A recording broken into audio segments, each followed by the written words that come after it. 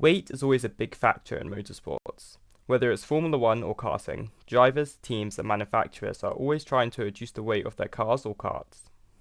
But how much does weight affect lap time? For those of you that don't know, I'm quite tall for a 14-year-old. I'm 6 foot tall and about 82 kilograms, which means I'm a lot heavier than some of the smaller drivers that I race against. I've always known that this would make me slower, but I wasn't sure how much slower until now. I decided to test how much time this extra weight was costing me. To do this, I went to Hereford to practice for the next round of the Junior Karting Championship and added 10 kilograms of ballast to my car in the second session, which is about 12% of my body weight. The ballast is placed just behind my seat, which means that it won't affect the balance of the kart too much.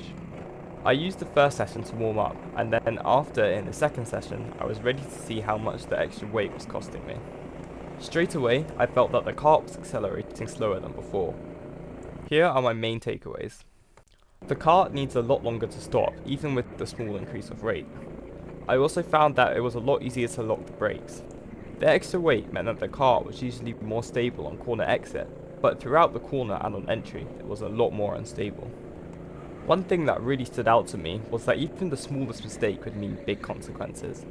Usually, if I take too much speed into turn 2, then I would just have to lift off a bit longer to slow down, but with the extra weight I'd nearly go flying off the track. It was a bit easier to lock the brakes while turning in to get the kart rotated, but it was so much harder to carry momentum through the corners. By the end of the session, I'd managed to do a 34.7 second lap time. Then, in the next 2 sessions, I was able to improve on my PB massively and get a 34.28, which is only 2 or 3 tenths of the lightest drivers in the championship. So that means that 10 kilograms means you're going to be about 4 tenths slower per lap. Obviously, this will be more or less depending on the track. At tracks that require a lot of top speed, momentum and acceleration, which is quite a lot of karting tracks, then you're probably going to be even slower. At indoor karting tracks with ramps, you won't stand a chance. The lighter drivers would always pull about 2 kart lengths on me going up the up ramp. This was one of the many reasons I decided to stop going to Team Sport Cardiff and won't be entering BIKC this year. While you'll lose a lot of time going up the ramps, I found that I was able to catch up a little bit to the other drivers going down the ramp. Although this was nowhere near the amount of time I lost going up the ramps, so in the end it was a net loss. If you can lock your brakes while turning into corners, then you'll find it a little easier to control the kart throughout the corner than the lighter drivers who are doing this same technique. By locking the brakes, you can basically spin the kart around the corner while carrying the momentum. This definitely doesn't mean you're going to be faster than them through corners though, but it just means that it's a bit easier to control as the extra weight stabilizes the back of the kart a bit. One of the reasons for this big loss of time is the power to weight ratio.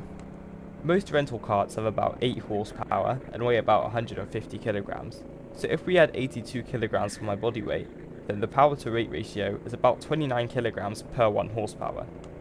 At Hereford, drivers must have a minimum weight of 10 stone for the Junior Karting Championship, but I think they said it's now 11 or 12 stone during the briefing at round 1.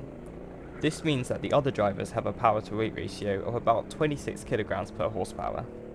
However, most owner-driver go-karts have about 30 horsepower and weigh anywhere from 75 to 85 kilograms. This means if we add 82 kilograms for my body weight, the power to weight ratio is only 5.4 kilograms.